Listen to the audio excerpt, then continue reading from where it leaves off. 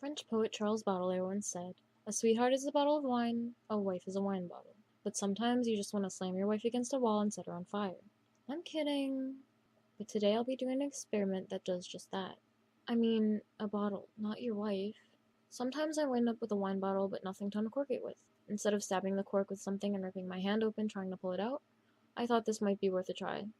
Apparently you can get a cork out of a bottle in some pretty creative ways. In this video I'll be trying to demonstrate two of them. The first method requires a bottle of wine, obviously, a wall or something, and a shock buffer. In this case, it'll be a book or magazine, and 30 liters of elbow grease. The second method requires fire instead of the hard surface. So here I decided to put the class textbook to use for once. It's pretty thick, so I thought it might be worth trying to use as a buffer between the book and the wall. That way, it'll absorb more than just information, meaning it'll absorb the shock on the bottle and keep it from shattering while it gets smacked around. The main idea was that when the bottle hit the wall via the book, the force on the bottle would be transmitted to the grape juice of wrath inside, causing it to push at the cork. Like most things in life, I tried for a while only to be met with failure, as the force at which I slammed the bottle was insufficient and didn't push onto the cork enough. I thought this might have been due to the book being too thick, instead of admitting to my poor life choices, so I tried again with a magazine about 20-minute recipes, as this was a 20-minute recipe for embarrassment. Try it sometime. I hear it goes well with a nice risotto. Anyways, this brilliant idea worked about as well as the first one did. I tried one last time with the slipper.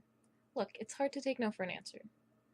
I thought maybe the change in material, surface area, and general weight might have made some sort of difference, but sometimes you gamble and lose.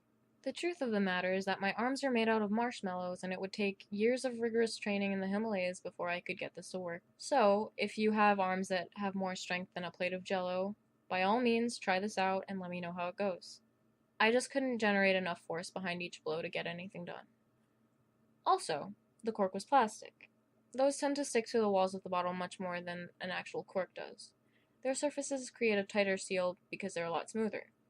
That makes it harder for air to get trapped between the cork and the bottle.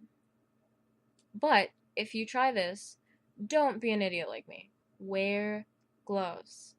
I henceforth take no responsibility towards any damage done or palms that get bedazzled with glass.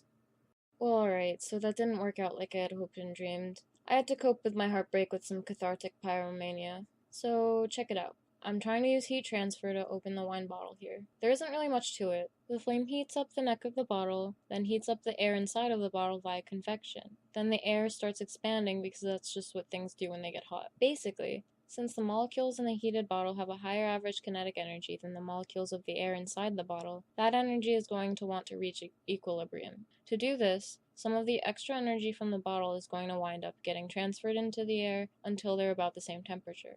This is described by the second law of thermodynamics. But all this energy means all these air molecules are bouncing around now like they're at some insane dance party. They need more space to do that. They can't just control themselves when this party gets so hot and exciting. So in a quest for more space, the air as a whole tries to push out of the bottle, take it out into the hallway or whatever. But the cork is kind of like a locked door, and no one has the key, so the molecules just keep pushing on it until it pops out. I know doors aren't supposed to pop out. Just pretend this was an analogy that made sense and no one gets hurt. My feelings in particular.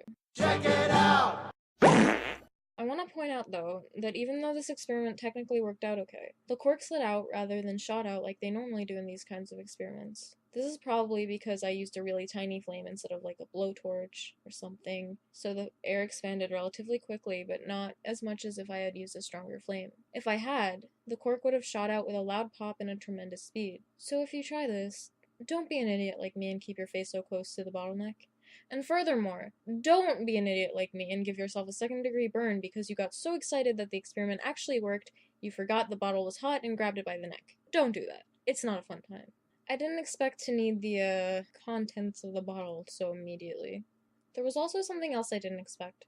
It was kind of cool, actually, although if I hadn't done this as an experimental project and intended on trying to reuse that cork, I'd probably be more upset. Look at this crazy cork! It wound up stretching. I think that since the heat distribution was uneven throughout the cork, when it got forced out of the bottle and I left it like that for a bit, the hotter part of the plastic got all soft and sort of drooped while the rest rose up. That's why it looks hollowed out. The part where the hollowness ends was where the cork originally ended.